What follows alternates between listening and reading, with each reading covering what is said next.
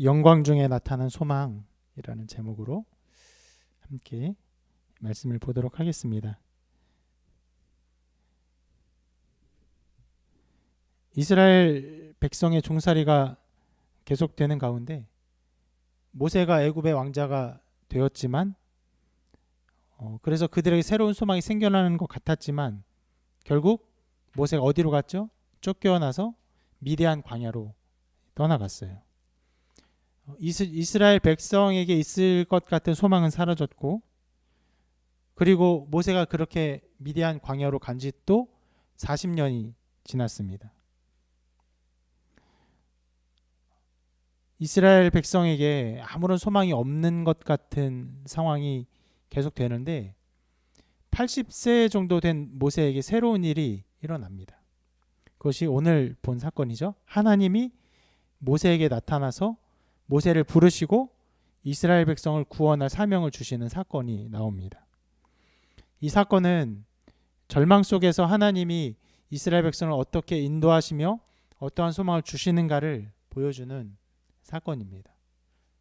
그래서 참 절묘하게도 새해 첫 주 말씀으로 너무나 우리에게 잘 맞는 말씀이다 라는 생각이 들었습니다. 기도할 때도 아까 대표 기도도 그랬지만 모든 사람이 절망 속에서 새로운 2021년을 맞이하면서 새로운 소망을 기대하고 있어요. 이런 기대와 소망은 가져본 적이 없었던 것 같아요. 왜냐하면 우리가 살아오면서 이런 절망과 어려움은 겪어본 적이 없죠.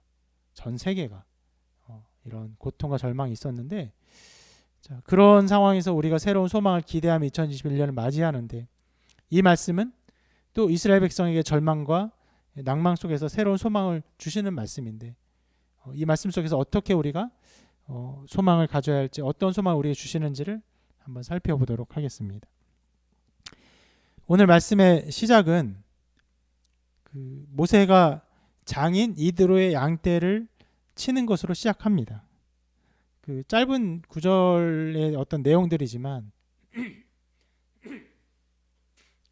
그리고 굉장히 목가적인 내용 같아요.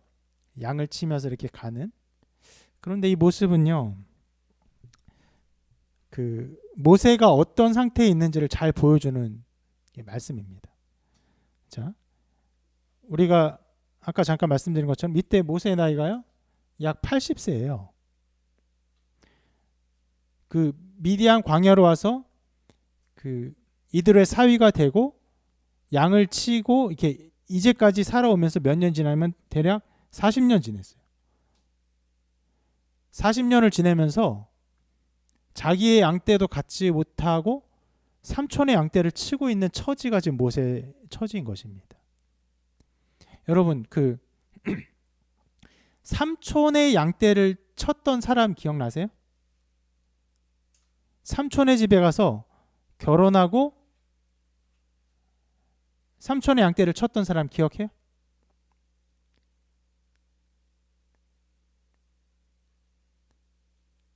기억 잘 안 나요? 야곱이에요. 첫째가 그래도 제일 나요. 둘째는 좀 고민하고 포기했고 셋째는 아무 고민이 없어요. 셋째가 참 예배 드리기 어렵지만 아까 전에 찬양할 때 자기 찬양 보겠다고 큰 누나 좀 비키라고 밀어내는 거 보니까 예배 드리나 하는구나 이런 생각을 합니다. 자, 야곱이 우리에게 굉장히 긴 말씀으로 주어졌었죠. 아브라함과 이삭과 야곱의 생애, 요셉은 실은 어떻게 보면 주변적인 인물입니다. 어떻게 보면요. 야곱이 어떻게 살았죠? 삼촌의 집에서 양을 치면서 살았어요. 그런데 몇 년 있죠? 20년. 야곱은 20년을 지내면서 어떻게 했어요? 엄청나게 많은 가축을 얻게 됩니다. 하나님의 은혜로. 그래서 이 삼촌의 아들들이 시기 질투를 해요. 그 시기 질투를 하는 와중에 하나님께서 야곱에게 말씀하시야 떠나라, 이제 고향으로 돌아가라. 그러니까 이 야곱의 상태와 모세의 상태는 굉장히 비교되는 것이에요. 둘 다 먼 곳으로 떠나갔어요. 호를 단신으로 아무것도 갖지 못하고 떠나갔어요. 야곱도 거기서 결혼했고 모세도 거기서 결혼했어요. 근데 야곱은요 20년 만에 엄청난 재물을 얻어서 그걸 가지고 나옵니다. 근데 모세는요 40년이나 지났는데 여전히 80세에 삼촌의 양떼를 치는 일종의 좀 종 같은 모습이에요.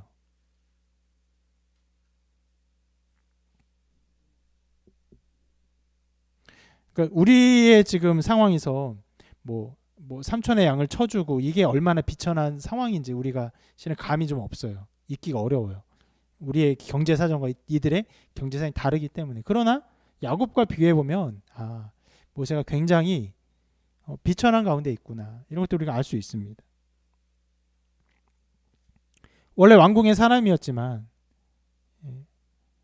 모세가 40년을 지내면서 왕궁에서의 모습은 다 사라졌어요. 왕궁에서의 어떤 위험과 그런 것들은 다 사라지고 그냥 양치기, 그것도 아무것도 갖지 못한 양치기의 모습일 뿐입니다. 연약한 자의 모습이, 초라한 모습만 있는 것입니다. 여러분 이 모습은요 어떤 면에서 이스라엘의 모습과 굉장히 비슷해요. 왕궁에서의 그 자기의 소유를 다 내려놓고 먼 곳으로 떠나서 거기서 어떻게 합니까? 그저 양을 치는 종처럼 사는 것이죠. 이스라엘 백성이 원래 있었던 땅을 떠나서 애굽으로 와서 400년을 지내면서 지금 종살이를 하고 있는 것이에요. 비슷하죠. 모세가 40년 동안 하는 것, 그리고 이스라엘 백성 400년 가까이 시절을 지내면서 종살이를 하는 것, 굉장히 비슷한 처지 가운데 있음을 의도적으로 보여주는 건지 어쩌다 보니 이렇게 보여주는 건지 알 수 없지만 그것들이 나타나고 있어요. 자, 이런 처지가 지금 모세의 처지인데 이런 모세에게 새로운 일이 일어납니다. 호렙산에 또 양떼를 먹이기 위해서 갔는데 거기에 이런 게 보여요.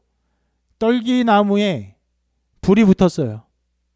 그런데 불이 붙는 일이 있죠. 메마르고 또 뜨겁고 하니까 자연 발화가 되는 일이 있을 수 있겠죠. 그런데 발화가 되면요 이 떨기나무가 타서 없어지고 끝나야 돼. 불이 꺼져야 되는데 불도 꺼지지 않고 떨기나무도 그대로 있는 거예요. 그 타면은 그 생명의 기운들이 다 소실되고 까맣게 돼야 되는데 여전히 생명의 기운이 있는 떨기나무로 있는 것이. 그 너무나 놀라운 광경을 보고 모세가 왜 지나쳤는지 모르겠지만 어쨌거나 양을 치다가 지나쳤을 것 같아요. 양을 치고 가니까 지나쳤어요. 근데 지나치고 난 이후에 이 광경을 다시 한번 봐야겠다라고 생각하며 돌아옵니다. 이렇게 말을 하죠. 내가 돌이켜 가서 이 큰 광경을 보리라. 떨기나무가 어찌하여 타지 아니하는고. 이상한 거예요. 그 보고 지나갔는데 지나갔지만 이거 광경이 머릿속에 떠나지 않는 거예요. 다시 한번 보러 가는 것입니다.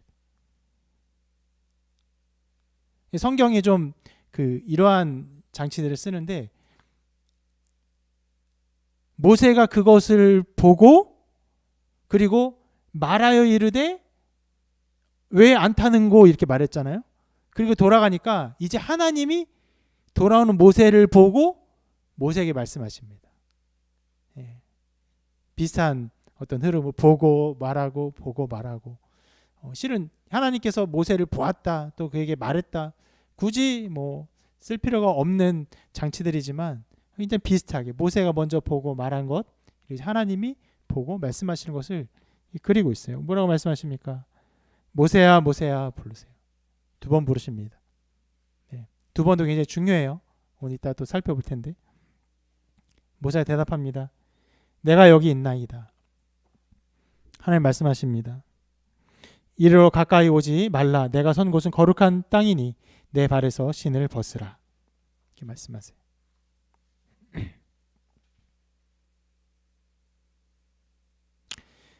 이 말씀을 듣고 모세는 두려워서 얼굴을 가려요. 자, 여기서 우리는 한 가지를 살펴보기를 바랍니다. 무엇이냐면 그 장소가 어떤 장소이든지 하나님이 계신 장소는요 거룩한 곳이에요. 모세와 하나님 만난 그 장소가 원래 거룩한 장소는 아니에요. 하나님이 임재하셨기 때문에 그 장소가 거룩해진 것입니다. 하나님이 임재하신 그 떨기 나무도요, 별것 아닌 나무예요. 떨기 나무를 표현한 그림들이 좀 있거든요. 보면 이런 그림이 있어요. 어때 보입니까? 되게 좀 뭔가 있어 보이죠. 예, 좀 있어 보이죠. 예, 좀 산 위에 하나 나무가 약간 분재 같아요. 분재처럼 절묘하게 예쁘게 꺾여져 있어요. 그래서 막 타는 그림이 있는데 이거는 원래 떨기나무의 그림이라고 보기 어려워요. 이렇게 아름답고 멋진 모습이 아니라 차라리 이 그림이 좀 더 맞다고 생각한데요. 저런 거예요. 떨기나무는요, 관목나무로 밑에서 자라는 그렇게 크지 않은 그냥 약간의 숲을 이루는, 숲을 좀 이렇게 가지고 있는 그 나무예요. 모세가 그림도 절묘하게 신발을 벗은 것 같아요. 여기서 무릎 꿇고 있는데 작아요. 떨기나무는요, 흔한 나무예요. 멋진 나무도 아니고 그 미디안 광야의 흔한 나무입니다. 여기저기 있는 흔한 나무. 흔하디 흔한 나무지만 하나님이 임재하셨기 때문에 그 장소는 거룩한 곳이 되는 것이에요. 그리고 거룩한 곳이 되었기 때문에 하나님 말씀하시죠. 내 신을 벗으라. 내가 선 것은 거룩한 것이니 내 신을 벗으라. 우리 교회는 그 신발을 신을 수 있는 장소가 아니어서 신발을 벗고 또 자연스럽게 슬리퍼를 신고 우리가 들어오는데, 우리 말씀을 들으니까 기념으로 슬리퍼를 벗고 예배 드려볼까요? 여러분 슬리퍼를 벗어보십시오. 예. 예. 뭔가를 내 것을 특히 더러운 발을 또 걷기에 좋은 그 힘을 제공해주는 신발을 벗고 겸손한 모습으로, 그리고 겸비한 모습으로 또 연약한 모습이 되는 것이죠.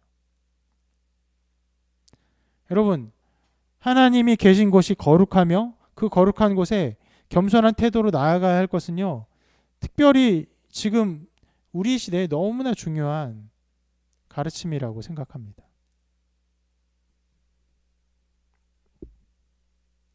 지금 비대면 예배를 드리고 있죠. 우리도 성도가 많지도 않음에도 불구하고 함께 예배 드리는 것이 어려워서 여러분들이 온라인으로 예배를 드리고 있습니다. 여러분, 이런 시대에 여러분이 계신 그 자리에 하나님이 임재하시는 그 자리가 거룩한 자리라는 것을 기억해야 합니다.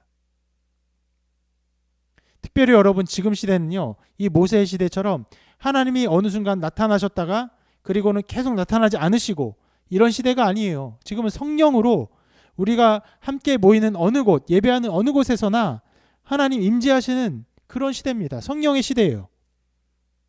그러므로 여러분 예배하는 그 자리가 하나님이 임재하시고 성령님이 임재하셔서 여러분을 통치하시는 거룩한 자리라는 것을 기억해야 됩니다.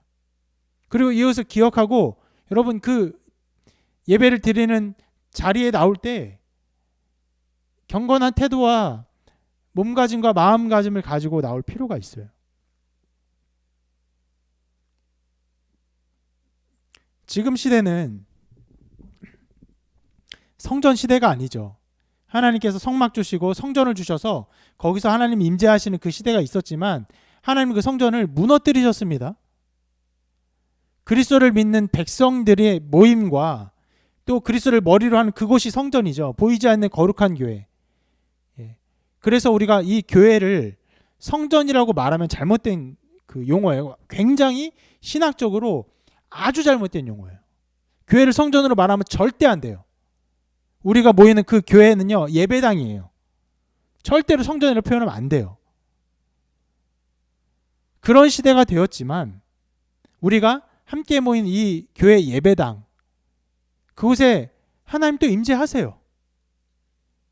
예배할 때 임재하세요. 그렇기 때문에 예배하러 오는 많은 사람들이 교회 나올 때 아무렇게나 나옵니까? 그렇지 않죠. 교회를 처음 나온 사람도 교회를 가자고 하면요, 자기 몸가짐을 살펴요. 자기의 옷차림을 살핍니다. 어떤 면에서는 그 처음 교회 나온 사람이 더 무서워하는 마음으로, 이렇게 떨리는 마음으로 나와요. 하나님 그 예배하는 곳이니까. 여러분, 우리가 연약하기 때문에 이러한 그 가시적인 예배 공간에서 하나님의 임재를 경험하며 또 거룩한 태도와 거룩한 몸가짐으로 예배하게 하셨어요. 그래서 여러분, 성전이 없는 시대가 되었지만 교회는 필요 없다, 이런 무교회주는 잘못된 것이에요. 교회도 필요하고요, 이 가시적인 교회도 필요하고 이 예배당 필요합니다. 근데 여러분, 지금 비대면 예배를 드리면서 이 예배당조차 못 오는 상황이 되었죠. 그래서 적지 않은 사람이, 실은 대부분의 사람이 자기의 거실에서 TV로 예배하거나 자기의 방에서 스마트폰으로 예배를 합니다. 여러분, 그렇기 때문에 여러분 계신 그 자리에 하나님이 임재하시고 성령께서 임재하시고 그 자리가 거룩하다는 사실을 더욱 기억해야 되고, 그것을 기억하며 그 자신의 몸가짐과 마음가짐을 새롭게 하며 그 예배 드려야 돼요. 잠자다가 일어나서 잠옷 입고 씻지도 않고 스마트폰 켜고 누워서 예배 드리고 이러면 여러분, 올바른 예배가 전혀 아닙니다. 상황이 안 돼서 스마트폰을 조그맣게 예배 드린다 할지라도 두고 다른 거 다 꺼놓고 씻고 옷도 단정하게 입고, 뭐 교회 올 때처럼 그렇게까지 꾸민 게 아니라 할지라도 단정하게 입고 예배 드려야 됩니다.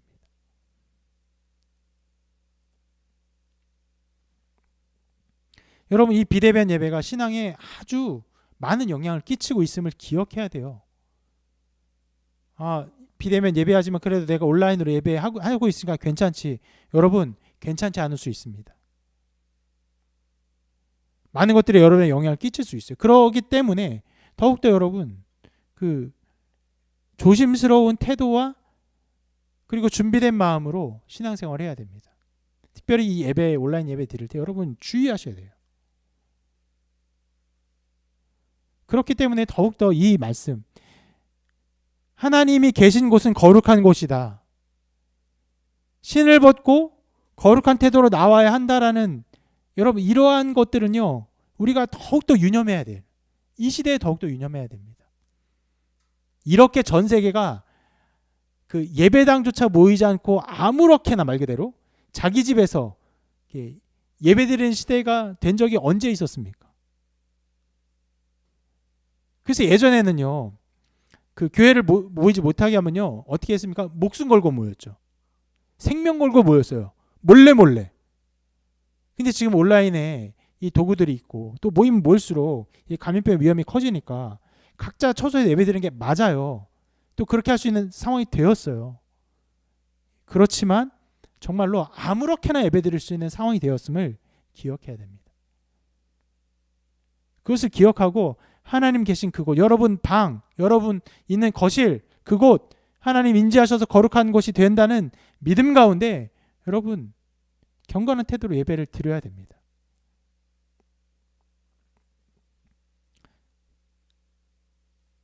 아침 묵상 방송 때도 제가 집에서 아침 묵상을 하고 여러분 또 온라인으로 하지만 제가 보이는 모습은요, 항상 딱 상체만 보입니다. 아침 묵상 방송에는요, 절대로 하체로 카메라가 돌아가지 않아요. 그렇지만 여러분, 언제나 정장과 같은 옷을 입고 묵상 방송을 해요. 여러분 아시죠? 외국의 뭐 CNN 이런데 리포터들도요, 온라인으로 하면요, 잠옷 바지 입고 위에는 정장 입고 편하게 해요. 저는 그렇게 하면 안 되죠. 왜요? 이걸 보이는 게 목적이 아니라 하나님 말씀을 가르치는 그 장소에 하나님이 임재하시기 때문에 최소한의 몸가짐과 마음가짐을 다잡고 있는 것이에요. 여러분 이러한 믿음과 신앙이 이 시대에 더욱더 필요한 기억하시길 바랍니다. 자, 이렇게 하나님은요 모세를 만나셨어요. 그런데 자, 하나님이 모세를 이렇게 만나셨으니까 이 모습이 하나님과 인간이 만나는 굉장히 좋은 모델처럼 보입니다. 그래서 어떤 사람들은 이 장면을 보면서 우리 인간이 하나님과 만나기 위해서 어떻게 해야 하는가 이런 것들을 생각하면서 이런 교훈을 끌어내기도 합니다. 하나님의 뜻을 발견하기 위해 늘 묵상해야 합니다. 그리고 우리의 삶 속에서 하나님의 뜻을 분별하며 하나님의 인도하심을 발견할 것입니다. 모세가 떨기나무를 보고 타지 않는 것을 보고 생각했어요. 생각하다가 돌아갔죠. 그리고는 하나님 만났기 때문에 모세가 하나님 만난 것처럼 늘 그 안에서 은혜로운 묵상들을 해야 됩니다. 우리의 삶 속에서 하나님의 발자국들을 발견하기 위해서 묵상해야 합니다. 그러면은 우리가 하나님의 임재하심을 만나게 될 것이고 거기서 하나님의 인도하심을 발견하게 될 것입니다. 이렇게 가르치는 일들이 있어요. 물론 이 말들 자체는 틀리지 않아요. 맞습니다. 묵상해야 돼요. 묵상하면 하나님 우리 길을 인도해 주세요. 저도 어저께 아침에 잠깐 산책을 나갔는데 산책하면서 그냥 이런저런 묵상들을 했어요. 짧은 시간이었지만 여러 가지 것들을 은혜롭게 묵상하는 시간이었어요. 나 자신의 모습에 대해서, 연약한 자들에 대해서 하나님의 은혜가 필요한 자들에 대해서 여러 가지 것들을 짧은 시간에 묵상해서 굉장히 감사하고 좋았어요. 이런 태도였긴 했죠. 그런데 오늘 나온 사건은요, 이런 교훈을 끌어내기 위해서 이렇게 나타난 사건이 아니에요. 오늘 사건을 보면요, 모세가 그 사건을 생각하며 돌이킨 것이 핵심이 아니에요. 뭐가 핵심이냐면 모세를 돌이키도록 나타난 특별한 사건이 핵심이에요. 여러분, 모세가 하나님에 대해서 생각하다가 이 떨기나무를 본 것입니까? 아니요. 아무 상관없는 양치다가, 그냥 양치다가 놀라운 광경이 보이니까 그것이 자기의 마음을 완전히 사로잡은 거예요. 한 번도 보지 못한 광경. 그리고 그냥 지나쳐도 되지 않을 광경이 되니까 그것이 자기의 마음을 돌이킨 것이고 가던 길을 이끈 것이고 다시 가서 그 자리로 그것을 봐야겠다고 인도한 것이에요.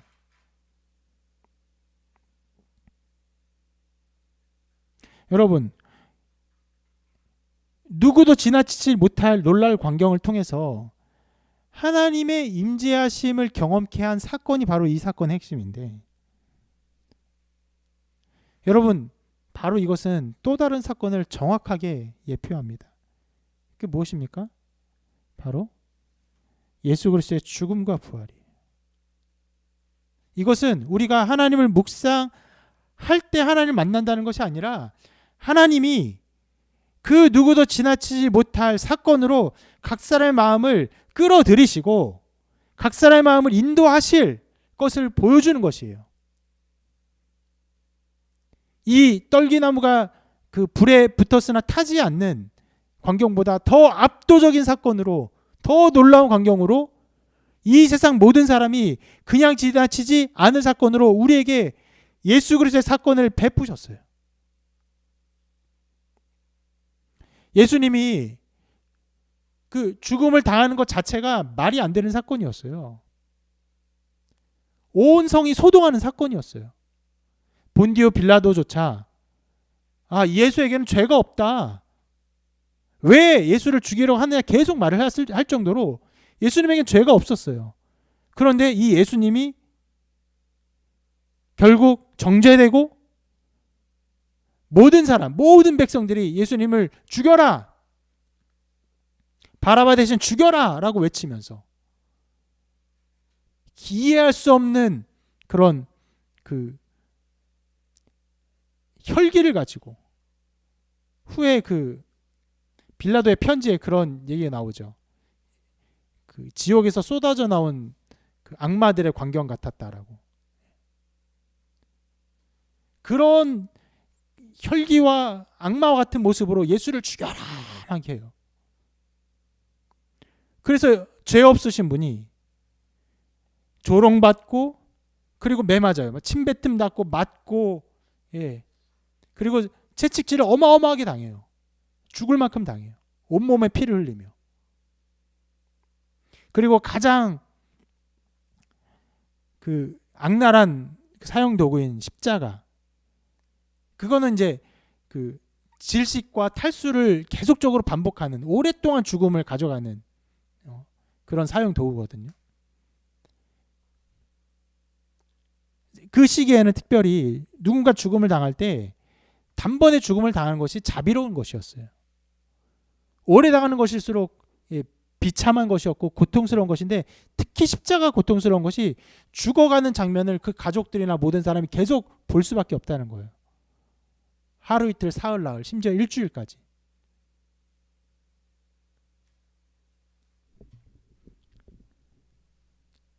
그리고 나무에 달린 자는, 나무에서 달려 죽는 자는 하나님의 저주를 받는다고 했는데, 심지어 예수님이 그 나무에 달려 죽었기 때문에 저주를 받았습니다. 그런 면에서 그냥 지나칠 수 없는 사건이었어요. 이 사건은. 아니, 저 사람이 죄가 없는데, 어떻게 죄가 없다고 빌라도도 말했는데, 누구나 다 이 예수가 죽을 만한 죄를 저지르지 않았다는 건 다 알고 있는데 어떻게 사형 언도를 받고 가장 큰 저주를 받나. 실은 하나님, 그 누구나 나무에 달려 죽으면 하나님의 저주받았다라는 그 증거가 되거든요. 하나님의 저주를 받았어요. 아니, 어떻게 저주를 받은 것인지, 왜 저주를 받은 것인지 이해할 수 없는 일들이 벌어지게 했어요. 후일에 바울의 심령과 생각을 그 변화시킨 핵심이 바로 여기에 있습니다.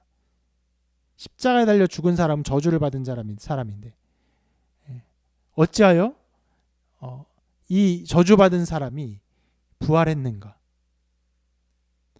자, 그런 죽음에 있어서도 지나칠 수 없었고, 예수님 죽을 때 또 놀라운 사건이 일어나죠. 예수님과 전혀 상관없는 곳, 성전에서 지성소로 들어가는 곳에 그 막을 쳐놔요. 휘장을 쳐놓습니다. 휘장이요, 우리 제 뒤에 있는 이런 현수막 혹은 우리 집에서 쓰는 커튼, 이런 연약한 종이 쪼가리가 아니에요. 천으로 만들었지만 엄청나게 두꺼워서 인간이 인위적인 힘을 가지고 찢을래도 찢을 수 없는 것이 휘장인데, 그것이 예수님이 죽는 그 순간에 찢어집니다. 이스라엘 모든 백성이 지성소로 들어가는, 그리고 그것을 막아놓은 하나님의 영광이 나타나기 때문에 그 영광을 보는 사람 모든 사람 죽거든요. 죽기 때문에 그것을 막아놓은 그 소중한, 정말로 그 귀하게 여기는 그 휘장이 예수님이 죽는 그 순간에 단번에 찢어졌어요. 위로부터 아래로. 그 사건도 그 누구도 지나칠 수 없게 한 거예요. 특별히 이스라엘 백성들이, 휘장을 소중히 여기는, 지성소를 소중히 여기는 이스라엘 백성이 이 사건이 도대체 무슨 사건인가 지나칠 수 없게 했습니다. 그러나 그 무엇보다 지나칠 수 없도록 나타난 사건이 있죠. 예수님 부활하신 사건. 죽음을 이기고 부활하셨습니다. 무덤에 계셨어야 되는데 무덤에 예수님의 시체가 없었어요. 예수님이 부활했다는 소문이요, 예수님께서 게바에게 보이시고 그리고 500의 형제에게 일시에 보이셨어요. 그래서 예수님이 부활했다는 소문이 온 예루살렘을 가득 휩쓸었어요. 그렇기 때문에 예수를 죽인 사람들, 바리새인들, 대제사장들, 이 사람들은요, 예수님의 시체를 빨리 찾든지 아니면 예수님이 부활했다는 사실이 거짓말인 것을 이렇게 나타내든지 했었어야 돼요. 그래서 이 사람들이 선택한 방법이 있죠. 예수님의 시체를 훔쳐갔다. 그 소문을 쫙 퍼뜨립니다. 왜 퍼뜨렸어요? 이것이요, 그냥 놔둘 수 없는 사건이었어요. 대제사장 바리새인들이요, 이 소문을 멈추든지 해야 되는데 멈출 수 없으니까 어떻게든 처리를 했었어야 돼요. 지나칠 수 없도록 확연히 드러내셨어요. 여러분, 바로 이것이 이 떨기나무의 불꽃이 예표했던 사건입니다. 절대로 누구도 지나치지 못하고, 그리고 그 안에서 하나님의 임재하심과 하나님의 역사하심과 하나님의 구원의 은총을 발견하게 하셨어요. 예수를 믿지 않는 사람들이 많습니다. 물론 믿는 사람이 더 많지만 믿지 않는 사람이 많아요. 그래서 예수 믿지 않는 사람들이요, 예수 믿는 사람들이 어리석다, 바보 같다라고 생각하면서 기독교 이 교리를 공격해요. 공격하면서 제일 많이 공격하는 데가 어딜까요? 예수님의 죽으심과 부활이에요. 여기를 지나칠 수 없어요. 다른 이런저런 것들이 뭐 예를 들어서 그 홍해가 갈라졌다는 것이 이게 말이 되냐? 그것은 그냥 그 홍해 근처에 어떤 갈대밭을 이렇게 지나온 것이다. 이렇게 막 해석 그렇게 공격하기도 하거든요. 그렇게 공격한다 할지라도 딱 하나를 이기지 않으면 안 돼요. 뭐예요? 예수님의 죽음과 부활을, 이것을 그냥 지나칠 수는 없는 거예요. 무조건 공격해요. 그래서 공격하죠. 그래서 막 살펴봅니다. 살펴보면요, 그런 결론을 내요. 수많은 사람들이 그런 결론을 냅니다. 예수님이 부활하셨다는 것은 부인할 수가 없다. 많이들 이렇게 생각해요. 예수님이 부활하지 않았는데 부활한 것을 믿기 위해서는 우리의 좀 뭐랄까, 무턱대고 믿는 신앙 있죠. 잘못된 신앙의 개념인데, 무턱대고 그냥 믿어야 돼라고 하는 이런 좀 억지적인 그 마음의 작용이 필요하다 생각하는데요. 여러분, 예수님의 부활의 모든 정황을 쭉 살펴보면요, 예수님의 부활을 믿지 않는 것에 이 믿음이 더 필요해요. 부활하지 않았어. 아는 거야. 아니, 부활할 수 없다니까. 이렇게 억지로 밀어붙이는 마음이 필요해요.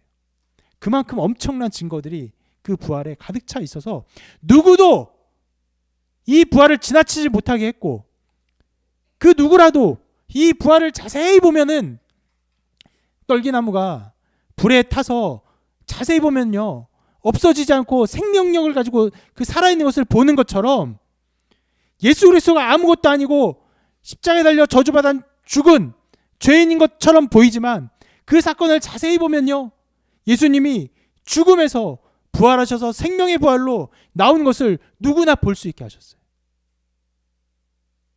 물론요, 여러분, 그냥 지나쳐서, 만약에 모세가 그래서 지나치고 떨기나무가 그냥 불에 안 탔구나 하고 아무렇지도 않고 대수롭게 여기지 않고 지나갔으면요, 하나님 만나지 않고 지나갔을 거예요. 그와 똑같이 지금도 예수님 부활했다고 그랬구나 하고 그냥 가면요, 그냥 이것이 자기와 아무 상관없이, 연관없이 자기 인생 그냥 살아갈 수 있을 거예요. 그러나 그 누구라도 이것을 곰곰이 생각하면서, 아니, 죽었다가 살아났다고 정말 그것이 가능하다고 라고 생각하면서 이것을 바라보면은, 이 말씀을 바라보면은, 그 사건을 깊이 보면은 그 안에서 살아계신 예수 그리스도를 만나지 않을 수 없는 거죠.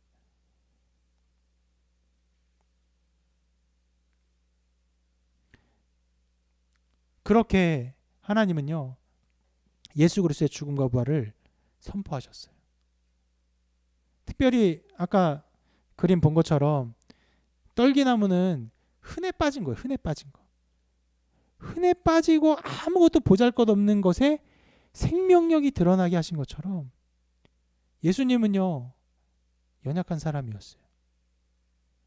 예수님은요, 흠모할 만한 것이 없다라고 표현되는 사람이었어요.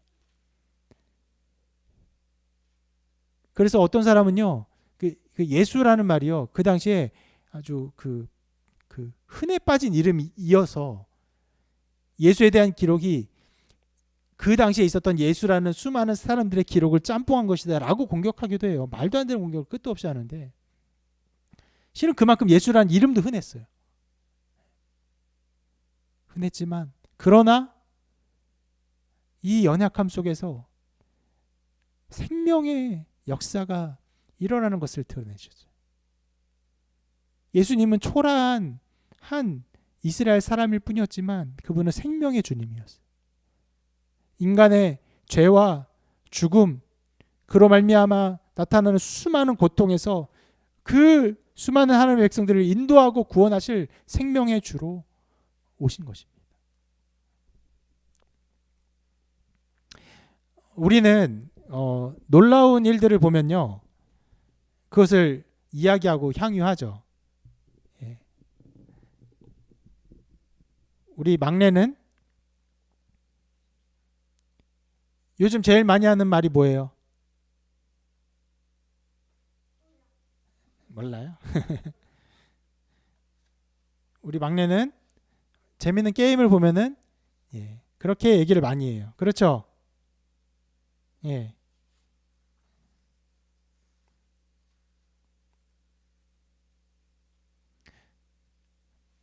뭐 굉장히 좋은 기술의 스마트폰이 나오면 사람들이 와, 신기하다, 놀랍다 막 얘기를 하죠. 요즘엔 좀 덜했지만 처음 스마트폰 나올 때는요, 교회에서도 참 얘기를 많이 했어요. 심지어 스마트폰 계급도도 있었어요. 어느 스마트폰을 가진 사람이 귀족처럼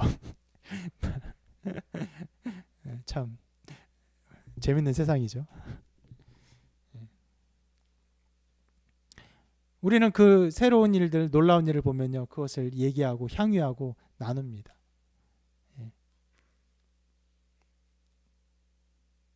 저도 예전에 또 유튜브에서 그런 신기한 영상을 본 적이 있어요. 데이빗 블레인이라는 마술사인데, 와, 이 마술사의 마술은요 너무 신기해요. 너무 놀라워요.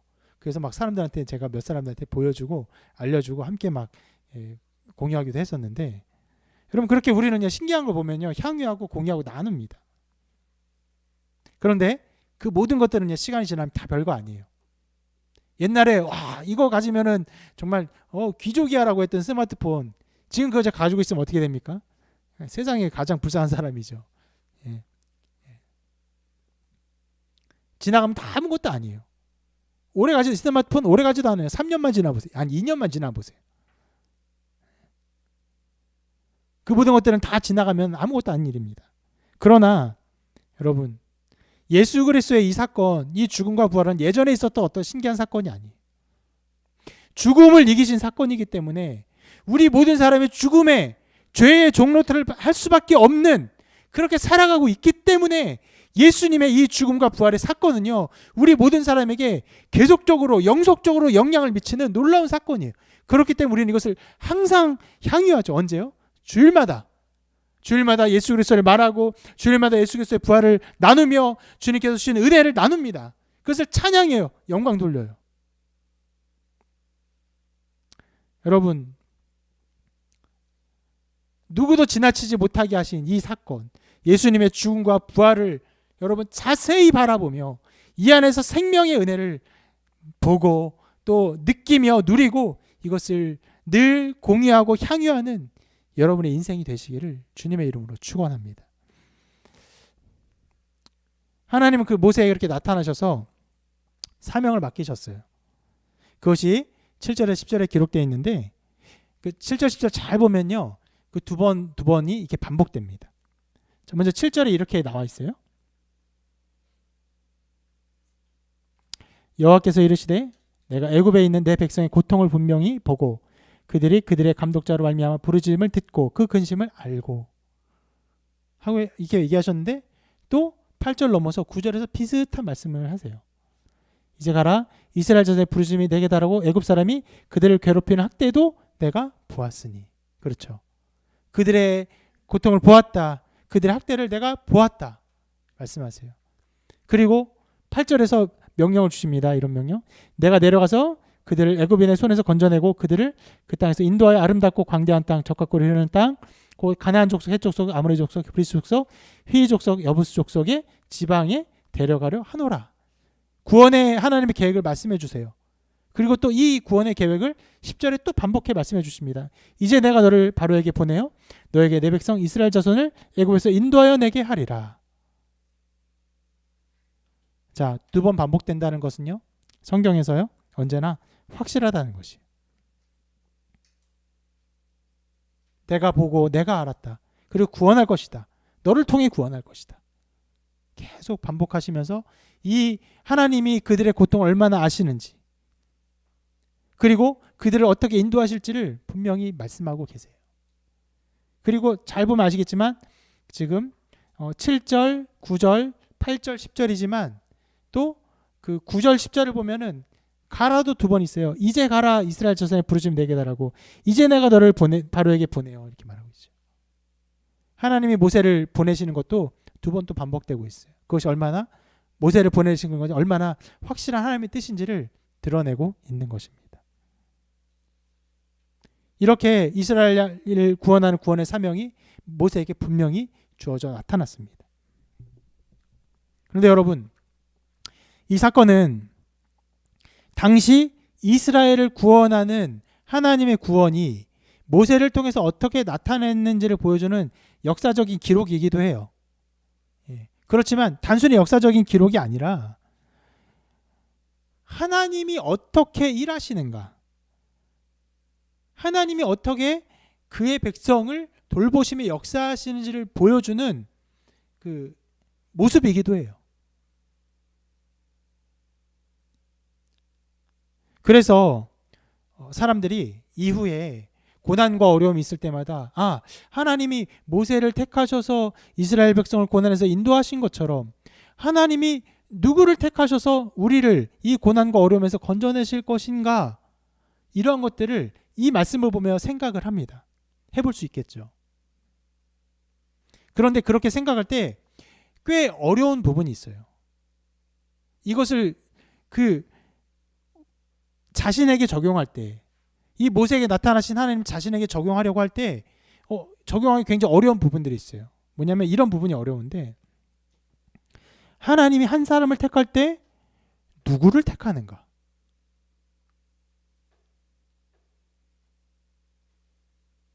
하나님의 택하심의 이유를 합리적으로 발견하기를 바래요. 그래야 어떻게 합니까? 우리 중 누군가 혹은 내가 하나님의 택함 받을 사람으로서 준비될 수 있겠죠. 그래서 이 모세의 어떤 태도에서 교훈적인 내용을 일부러 이렇게 끄집어내기도 합니다. 예를 들어서 처음에 모세가 뭘 하고 있었다 그랬죠? 오늘 말씀 처음에 모세가 뭘 하고 있었다 그랬죠? 양치고 있었죠.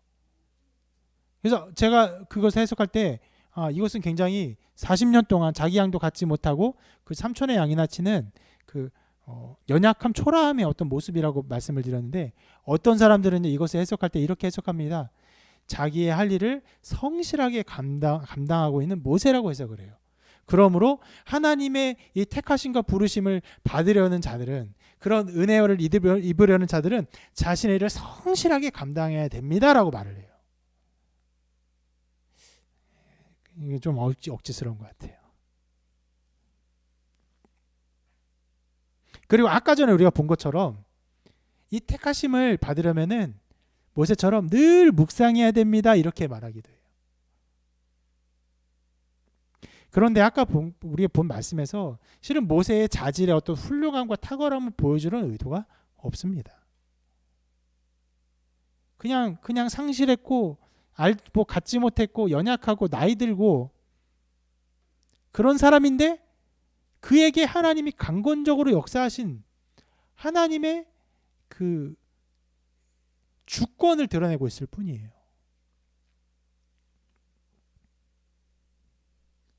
그래서 조금 건강하게 해석하면 그렇게 해석할 수 있죠. 하나님의 선택은 우리의 어떤 자질에 있는 것이 아닙니다.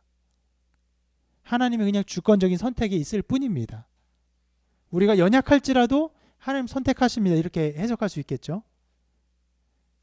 그것은 하나님의 선택과 하나님의 섭리를 보여주는 좋은 해석이긴 해요. 그런데 여전히 어려움은 있어요. 하나님이 그 사람들이 어떠한 것을 보지도 않고 주권적으로 선택하시면 실은 우리가 준비할 게 없거든요.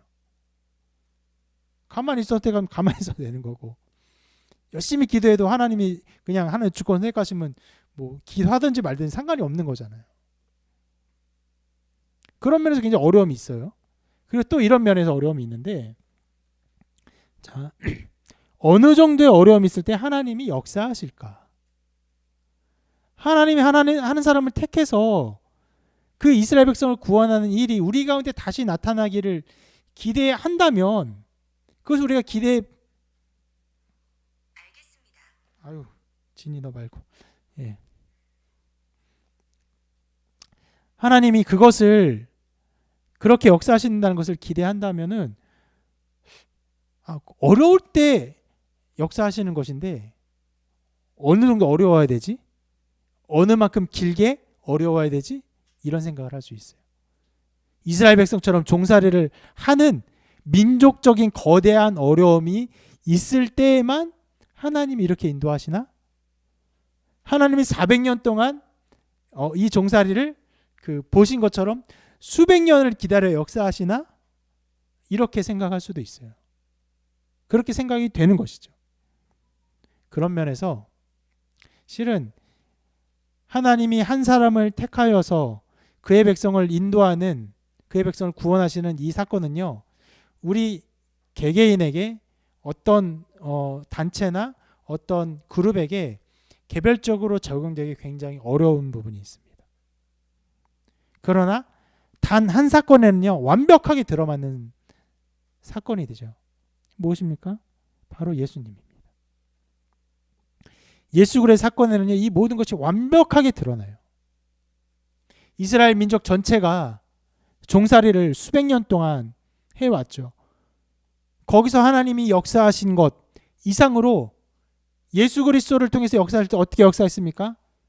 이스라엘 민족뿐 아니라 온 세계의 모든 사람들이 죄의 종노릇하며 살아온 수천 년의 시간이 있어요. 거기서 하나님은 그의 백성을 구원하기 위해서 예수님을 보내신 거예요. 한 사람을 택하신 것이. 그리고 모세가 하나님의 예비된 자로서 특별하게 자랐고 그 생명을 건졌고 애굽 왕가에서 자랐고 또 인도하심을 받았잖아요. 특별한 한 존재임을 그 성경은 실은 보여주고 있는 것인데, 이 모세보다 더 압도적으로 특별하고 확실한 한 분은 예수님밖에 없어요. 하나님이시면서 인간이신, 누구도 상상하지 못할 이 존재, 지금도 우리가 성경을 통해서 예수님이 하나님이시며 또한 인간이십니다 라고 우리가 알고 있지만 이것을 우리의 생각과 지식 속에 담을 수가 없습니다. 모든 것을 아시는 하나님이시면서 그러나 그 제한적으로 아시는 인간이라는 이것이 섞일 수가 없어요. 그래서 이러한 개념을 마구잡이로 예수님께 적용하면요, 이상한 해석이 막 튀어나올 수도 있는 거예요. 그만큼 신비롭고 특별한 존재로 이 땅에 오셔서 유일한 한 사람으로 오신 것을 성경은 드러내고 있는 것입니다. 즉 여러분, 오늘 이 사건, 이스라엘 백성이 절망 가운데 있고 소망이 없고 그 가운데 모세라는 한 사람을 하나님이 특별한 방법으로 택하시고 이 모세를 통해서 이스라엘 백성을 구원하는 사건은요, 그 무엇보다 다른 어떤 것도 아니라 단 하나의 사건을 예표하는데 바로 예수 그리스도의 사건입니다. 한 사람을 예비하시고 죄에 빠져 종로탈 수밖에 없는 모든 인류를 그 죄에서 구원하시는 이 놀라운 구원 사건을 정확하게 예표하고 있는 것입니다. 그래서 여러분, 이스라엘 백성은요, 이 말씀을 통해서, 이 모세를 통해서 구원의 역사를 보고 또 구원되고 구원을 향한 참 소망을 가질 수 있게 되었죠. 그리고 우리는요, 이 말씀 보면서 무엇을 보아야 됩니까? 바로 우리를 구원하시는 하나님의 구원 사역을 보는 것이에요. 정확하게 예수 그리스도의 사건을 예표하는 그림자 같은 사건으로서 이것 사건을 보여주신 것이고, 이것을 수천 년 전에 예비하신 것이고, 이것의 선명한, 이것이 흑백 TV라면은 이것은요, 아주 화려한 색깔로 선명하게 다가오는 사건으로서 하나님의 구원의 은총을 우리에게 명백히 보여주는 사건인 것이죠. 그래서 우리가 이 말씀을 보면서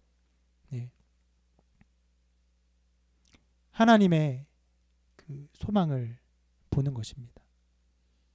단순히 모세가 이스라엘을 구원했구나가 아니라 이 모세를 통해서 예수 그리스도가 우리를 죄의 종로를 타는 데서 구원하기 위해서 우리에게 오셨고 우리 위해서 죽으셨고 부활하셨고 그 생명의 은혜를 우리에게 나누어 주시는구나.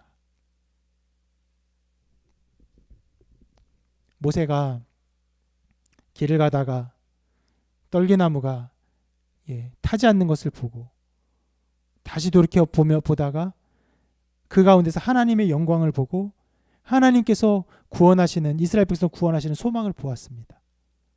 우리는 이 사건을 통해서 무엇을 봅니까? 예수 그리스도의 십자가에 그리고 부활에 있는 하나님의 구원 사역의 영광을 보아야 돼. 그리고 그 안에서 우리의 참 소망을 발견해야 하는 것입니다.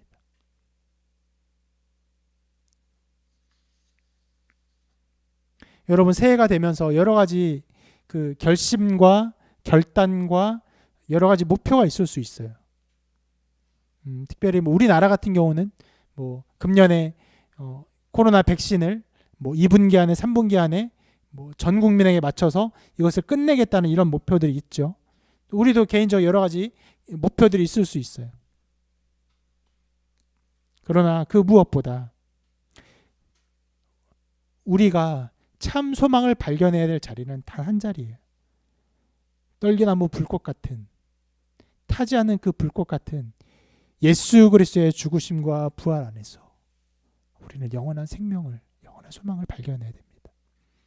여러분의 기대와 소망이 이 예수 그리스도의 죽으심과 부활 안에 가득 담겨 있기를 바랍니다. 이 안에서 영원한 소망을 계속 누리기를 간절히 바라시기를 바랍니다. 여러분, 그런 은혜가 여러분 가운데 충만하여서 아무리 어렵고 힘들고 낙심되는 상황이 될지라도 참 소망이신 예수로 인하여서 영원한 하늘의 기쁨과 소망이 여러분 가운데 가득 흘러 넘치기를 주님의 이름으로 축원합니다.